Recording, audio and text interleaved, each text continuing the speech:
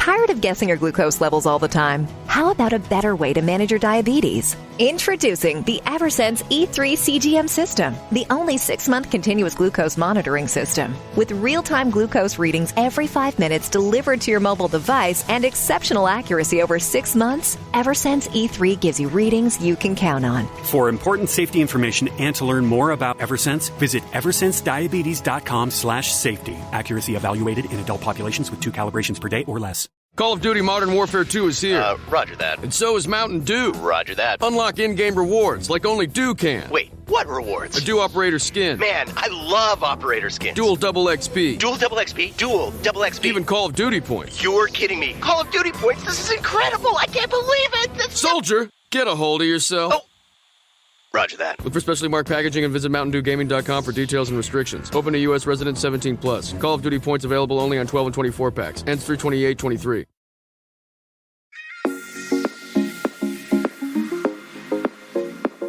I'm Emily Elizabeth, and I'm the host of the What Fulfills You podcast, a show for and about individuals always seeking to be their best selves.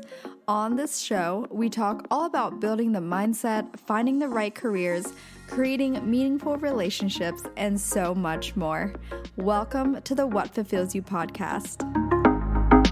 Hello everyone. Welcome back to the What Fulfills You podcast. My name is Emily Elizabeth and I am your host. Today's episode is a solo one and something that is relevant to a practice I have been implementing in my life as of recent months and has been so helpful for me that I found it necessary to, at the very least, share this with my listeners, you guys. And I will add as well, I actually had a conversation with a podcast listener recently or semi-recently, someone that I have actually met in person here in New York through a little podcast community get-together, which, by the way, for those of you who live in the New York area, surrounding area, I try to do get-togethers as often as I can.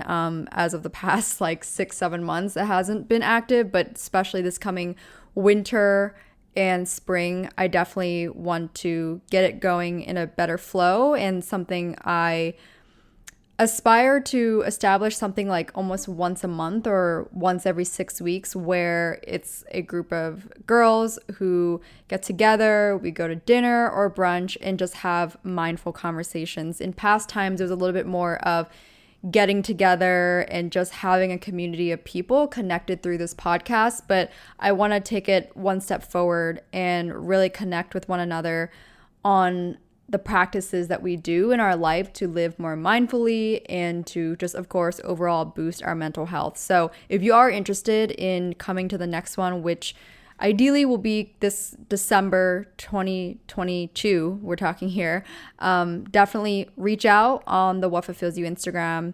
And of course, follow the podcast Instagram, because I do post polls and just info on the Instagram stories. So if you're not following, it's going to be easy to miss. So anyways, where I was going with that is I had a recent conversation over Instagram DM with a pod listener. She's probably listening right now. And it was just about I think I was mentioning how I was going through a bit of a rut, a mental block, and it sounds like quite a few people have been as well, as you know, as I speak around October, November 2022. And we got into a discussion of, for at least for her, kind of what has been bringing that up. And it sounded like it was a lot of trivial things around dating. And for me, most of the time, it often happens to be relationships, like interpersonal relationships, that affect me the most, whereas work and career and other things, those don't really impact me as much, especially when they're going up and down, because I tend to have a better way of controlling the way it affects me. So we kind of chatted about her little dating scenario and why that has been so emotionally and or mentally difficult. And then I brought up my new perspective from reading into mindfulness from Thicht Nhat Hanh. And I mentioned to her how something I've been doing, which I will dive into here, but in general, which is to have compassion for people. So in her case, it was, if I recall correctly, something about maybe guys weren't stepping up in the right way, or maybe they, weren't texting in the way that she wanted or needed, and just was not really being high level that could meet her needs, right? And it's easy to be frustrated and annoyed at these guys because I think there is definitely a little bit of I guess we could call it interesting dating game or dating culture in today's society, particularly America. I can't speak outside of where I live, but here in the US. And I mentioned,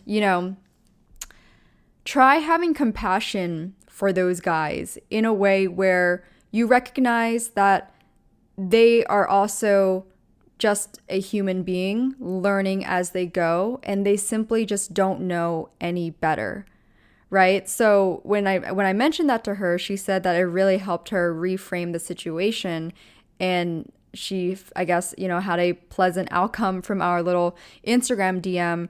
But that is actually part of what inspired me to go, oh shit, maybe I should share some of this from what I've been learning on to this episode, because it is a huge implementation I have implemented in over the past few months. I mean, if you know me in personal life and maybe from the way I speak on this podcast, I can be a bit rigid at times and very like orderly and business conductive and whatnot, and sometimes even hold people to a high standard that I hold myself to. And that is not to say that you shouldn't have strong expectations or desires, rather, of what you would like in a partner or a valuable friend. But I also think it's important, something that I've learned is to be really mindful and careful of how soon you jump the gun in terms of assuming the worst or being angry or upset at the person or a group of people that where you feel like you were mistreated, or you feel like you're not being treated the way you deserve to be, which is very valid. But instead of pointing at those people saying, oh, like this wasn't working out because this guy didn't step up to the plate type of thing, instead of framing it like that, try reframing it where you're like, you know what? I have compassion for that guy, or I have compassion for that person, whatever the scenario is, even in friendships. I have compassion for them because they simply don't know any better in this moment. And I know this sounds even weird because I share this with a friend who's I guess you could say she's very like, she thinks a little bit more black and white in a way where like has expectations of people in different settings, especially work. And I tell her, the truth is we are all inner children. Like we're just we're children in adult bodies. It's something I've heard many times now from different audio books or episodes I've listened to on mindfulness.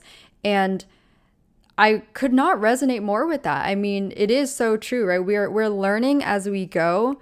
And what is interesting when you take a step back, you realize with kids, with children, and with our pets, like our dogs, we don't get extremely angry at them when they make a mistake, or, when you're training your new puppy, when they do an accident in the house. I mean, you're going to be annoyed and upset in the moment at first, but you're not necessarily mad at them because why?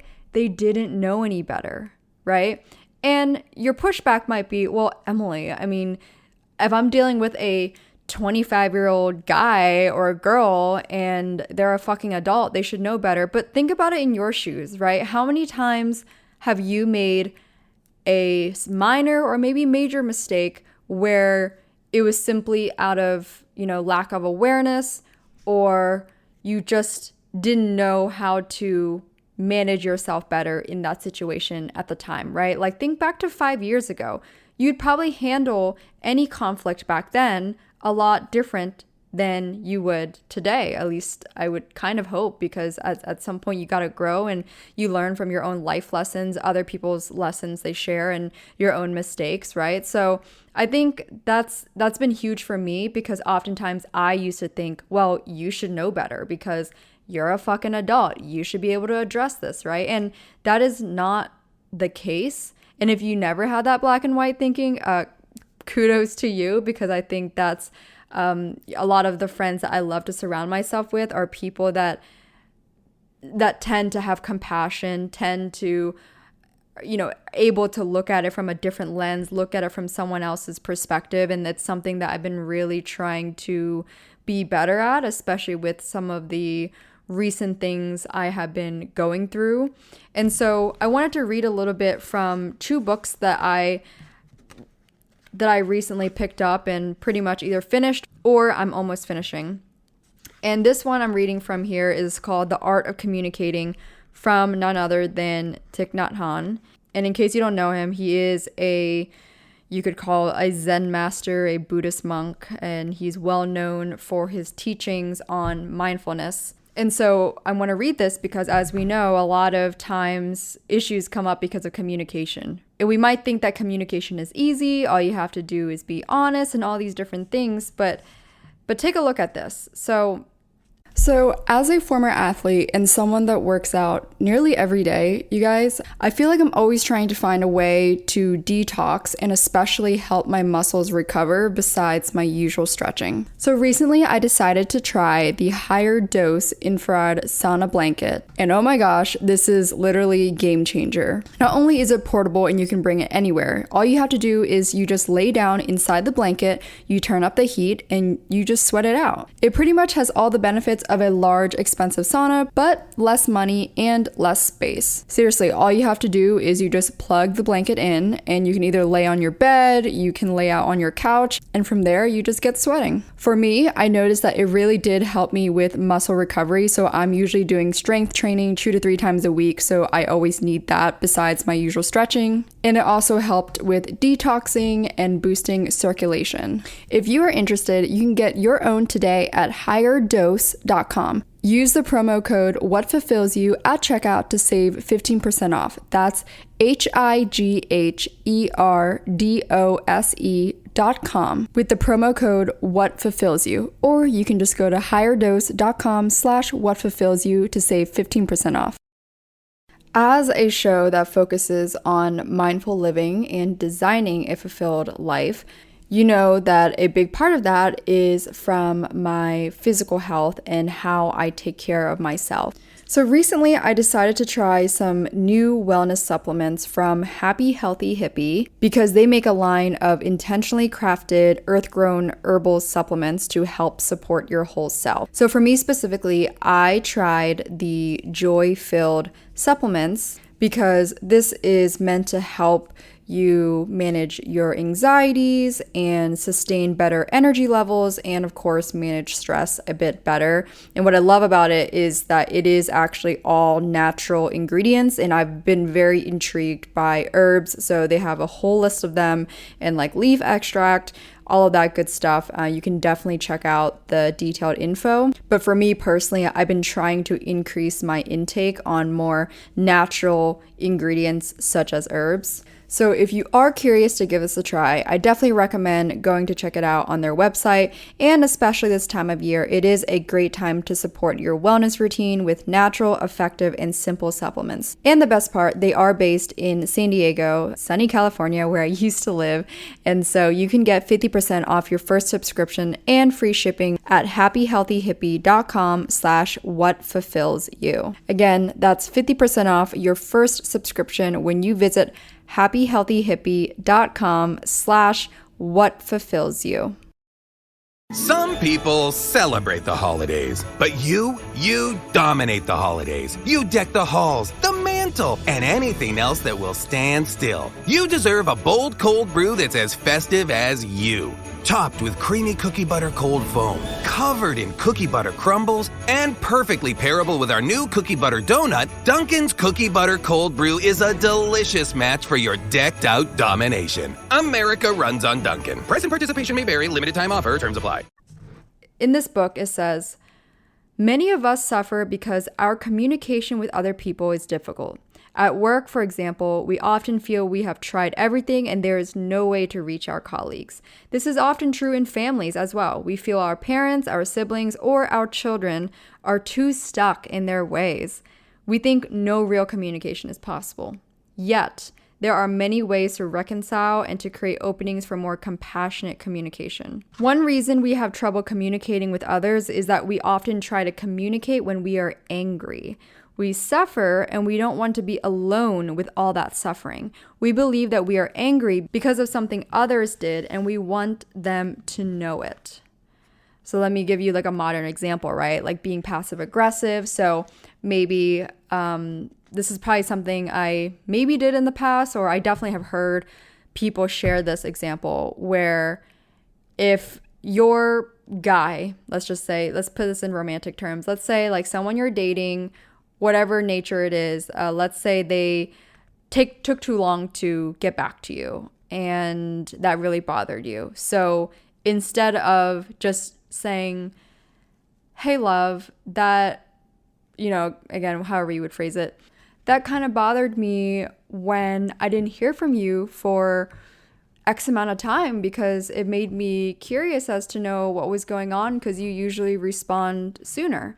Like I would have loved to maybe just hear from you or like a quick update that would have been really helpful for me to better understand, right? Like saying something like that, whereas I have seen and heard plenty of times where someone tries to one up the other person by also taking longer to respond.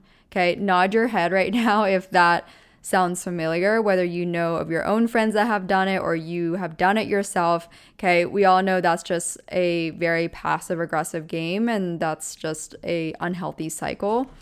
But as mentioned in this book, he says, when we're angry, we aren't lucid. Acting while angry can lead to a lot of suffering and can escalate the situation. Okay, so the way I observe that is, again, if you end up kind of trying to one up another person by doing what they did to you, but making it worse or thinking that you're making it worse for them, it ends up bottling up that resentful feeling you might be feeling. And then it makes it worse later on because you will probably pinpoint something really small and then kind of like blow up at them when if you addressed it earlier, and of course at a time when you're more calm, right? Not when you're in the moment. If you can learn to just let them know that, maybe it kind of bothered you or made you feel a little bit worried because usually they respond sooner and like a quick update just would ease that. That can really prevent any kind of future escalation. And this also for me reminds me of being a secure communicator and just being a securely attached person as well, which we can all work towards. If you're curious to know about attachment styles, I highly recommend the book Attached. So you might wonder, okay, what do I do with the anger or the shitty feelings that I'm feeling, right? So I've been trying this and I love it. Thicht Nhat Hanh mentions the practice of mindful breathing because it helps us recognize our anger and treat it tenderly. So something I have learned from the practice of mindfulness is learning to treat our quote unquote suffering. So even if it's really minor, even if it's just like you're feeling ick about something or something annoyed you, whatever, observing it as like an outsider, so observing those feelings and treating it tenderly like you would treat your child or treat your puppy, right? And I know it seems weird at first. If this is really brand new to you, it might feel weird to reframe a lot of those tough moments as like a tender thing to care for, but you'll notice how much you really drop down to a level of like nurturing instead of like holding it in. And you'll notice how much that changes the way you approach the next step. And again, I can speak from my personal experience. Had I held my tongue in certain times, or had I looked at the annoyed feelings I felt as like a kid and I just gave it a hug in a way, I'm sure I would have been able to handle past situations with a lot more compassion and understanding, because then I would have been more from a calmer equilibrium state. I do want to touch on another book that has been really helpful for me, once again, also by Thicht Nhat Hanh, and the book is called No Mud, No Lotus, The Art of Transforming Suffering. So I really enjoyed this book a lot, especially if you're going through tough times, or if you ever want to learn how to reframe a difficult moment that you're going through and learn how to be better for yourself and be a better communicator, be a better human being. I think that's just, for me at the core, is just being a better human being. I love this book because I think a lot of us, myself included, primarily from the past, may have tendencies to a couple things. One, react in the moment. Number two, have incredible misperceptions. And number three, not listen deeply to another person or other people, especially when in conversation. Like, we tend to jump in and try to go back and forth instead of calmly sitting and listening to the other person and then providing our thoughts. So as mentioned here on page 40, it says, the most effective way to show compassion to another is to listen rather than talk. You have an opportunity to practice deep, compassionate listening. In the practice of compassionate listening, you listen with only one purpose, which is to give the other person the chance to speak out and to suffer less. So the word suffering might seem a bit extreme, right? But I consider suffering, very much kind of what, anytime we're not feeling our greatest, something bothers us, I'm going to categorize that in the mindful terminology he's using as the quote unquote suffering. So anytime you feel bothered by something, think of it as, in this book, how to transform your bothering, or transform your suffering rather. And in the readings I have read, I would say one thing that really stood out to me on why a lot of people tend to suffer easily or get bothered easily is primarily around misperceptions. The reason why I believe this is, we have access to social media and so much to look at today that we can draw a lot of conclusions and make a full narrative out of something that has no factual evidence behind it, and we didn't even have a conversation with the person or a group of people about whatever we're concluding, right? So that's why for me, practicing being compassionate for other people instead of holding the anger and resentment in me has been helpful, because regardless, if I am bothered by something or someone and I'm angry at those people, I'm going to be the one that holds the burden. You know what I mean? And that applies to you as well. If you feel bothered by your coworker or by your friend because he or she didn't invite you to something, but you never asked why, or you didn't get the clear story, or maybe the guy ghosted you, whatever that case may be, which, by the way, I've been in all kind of scenarios, okay? Not to say that I handled everything the best way I could have in the past, but now with this kind of knowledge, I go, okay, I don't know the full story, and therefore creating a narrative in my mind isn't going to help.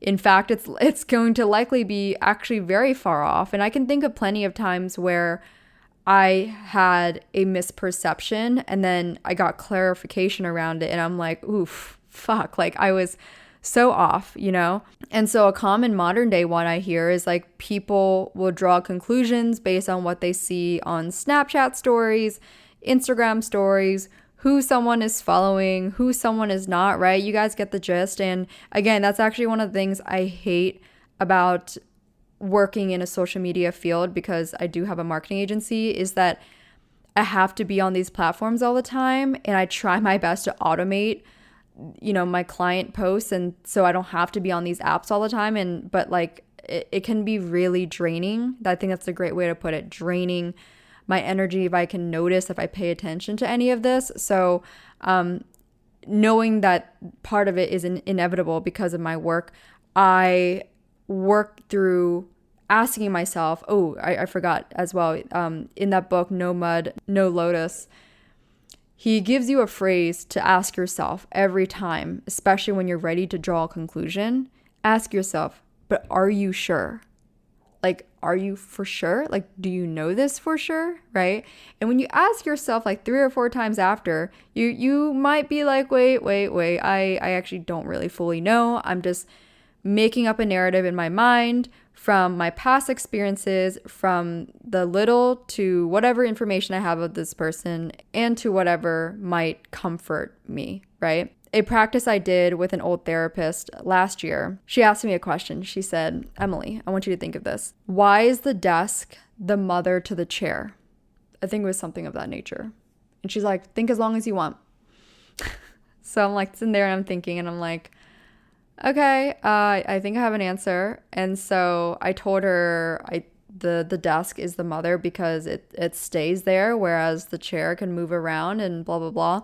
I don't know. That was, just me being creative, right? And she goes, well, your answer is wrong because that it's not like a true thing. I mean, the desk is a desk, right? Like it's just a fucking desk and a chair. The point is that you made up a story about it, but you didn't know what the actual truth was. And I'm like, okay, I see where you're going with that. So a long story short, she's showing me, and again, perhaps to you guys as well, that we are often creating a whole fucking story about something we have zero clue about. We conclude based on our own perceptions, our own past beliefs, right? We drag it into today because that's all we know. And so for me, my best approach has been a few things. Number one, being as mindful as possible, being in the present, practicing my breathing. So I do every time I step outside, I'm walking, I'm on the subway. If you ever see me in person, you might catch me doing like my breathe. I breathe in and then I breathe out. And then I do it a few times because every time I do that, I completely go focusing on my breath, and then I can really get into the present. And it also helps like stabilize me. Like if I'm having wandering thoughts and I go and I breathe in and I breathe out, for me it makes me go, okay, I'm good, I'm alive, I'm healthy, and it really brings me back to my thoughts. And maybe you're not at a place where you have much interest to like practice this or consider it, but I found it interesting. I heard this on Dan Harris's podcast the other day. His podcast is called 10% Happier, if you're interested in listening. And he practices and talks to a bunch of people on mindfulness. And I guess you could say maybe a quote unquote modern approach to Buddhism, or how we apply practices of mindfulness and Buddhism into our life today. And I forget who said this, but one of his guests had mentioned that the monastery will come to you or come for you one day.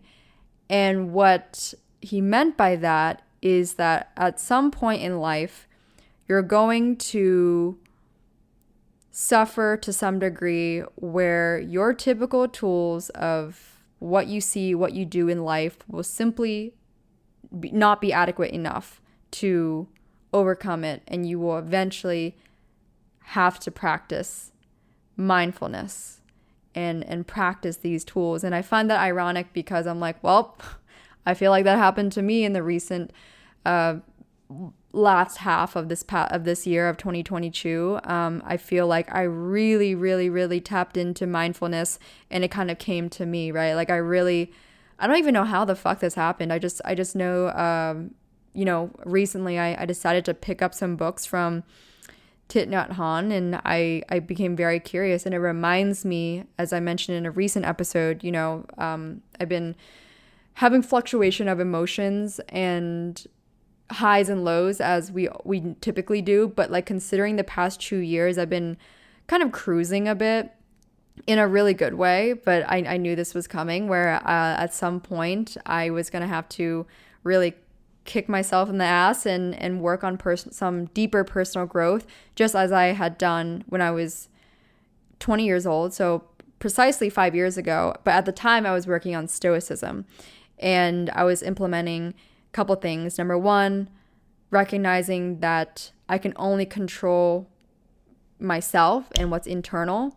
Number two, I don't have to be reactive to everything that I see and hear. I can really maintain my own composure. So that was a really big help in my last relationship, as well as the way I navigate my life today. I feel like quite a few people I come across will tell me that I come across stoic in a way. And I think my old manager at my corporate job, in our interview, he said that about me. He's like, you're very stoic. Like, you don't have much like reactions or something. And I'm like, yeah, like I would describe myself as that too. And I try my best to be, because I have observed in my upbringing and even my younger self, when I was younger, I definitely was a lot more reactive, and I did not like that about myself. And so I really worked hard to improve that and not repeat patterns that I've seen in other people. But 5 years later, here I am implementing and practicing mindfulness and learning how to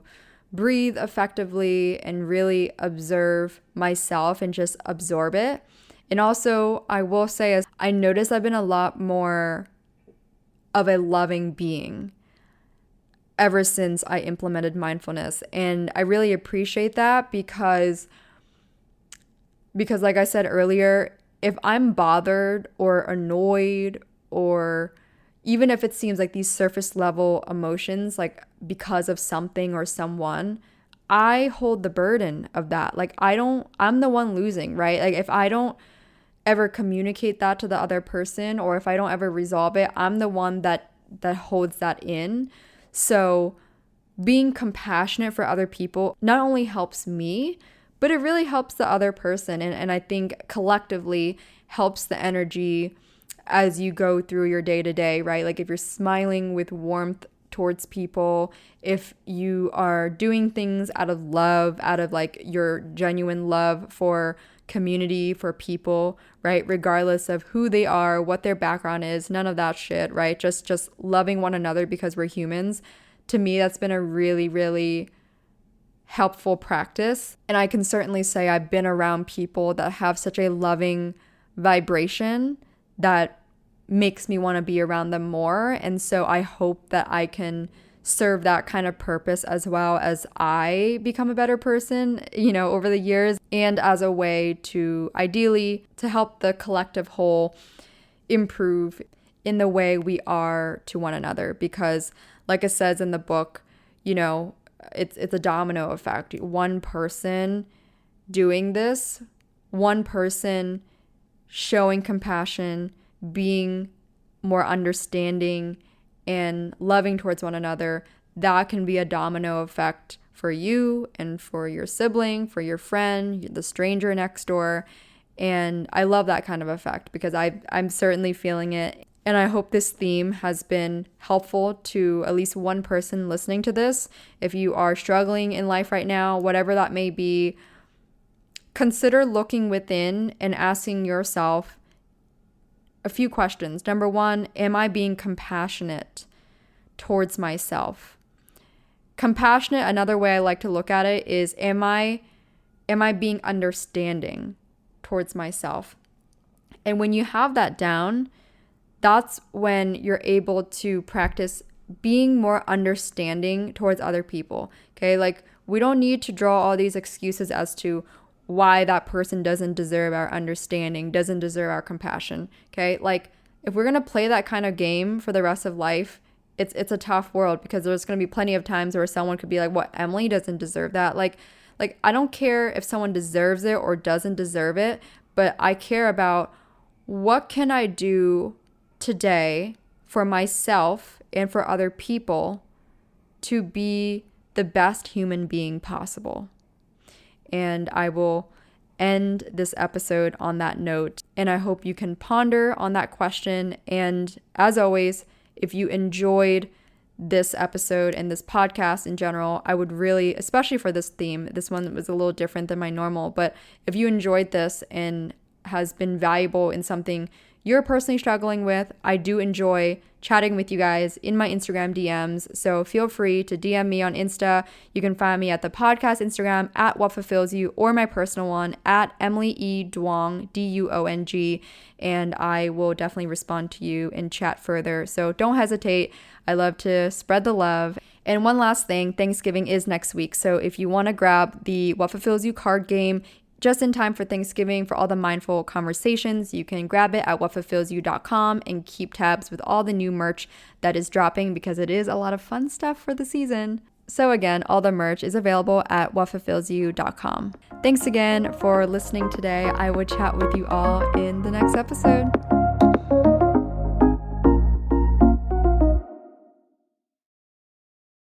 When it's time for an adventure on the open highway, one quick call to American Family Insurance gets you headed in the right direction. Our travel peace of mind package is there if you encounter a bump in the road. From roadside assistance to rental car coverage, we have you covered. Find a local agent or get a quote at amfam.com. American Family Insurance. American Family Mutual Insurance Company, SI, and its operating companies, 6000 American Parkway, Madison, Wisconsin. Some people celebrate the holidays, but you dominate the holidays. You deck the halls, the mantle, and anything else that will stand still. You deserve a bold cold brew that's as festive as you. Topped with creamy cookie butter cold foam, covered in cookie butter crumbles, and perfectly pairable with our new cookie butter donut, Dunkin's Cookie Butter Cold Brew is a delicious match for your decked out domination. America runs on Dunkin'. Price and participation may vary. Limited time offer. Terms apply.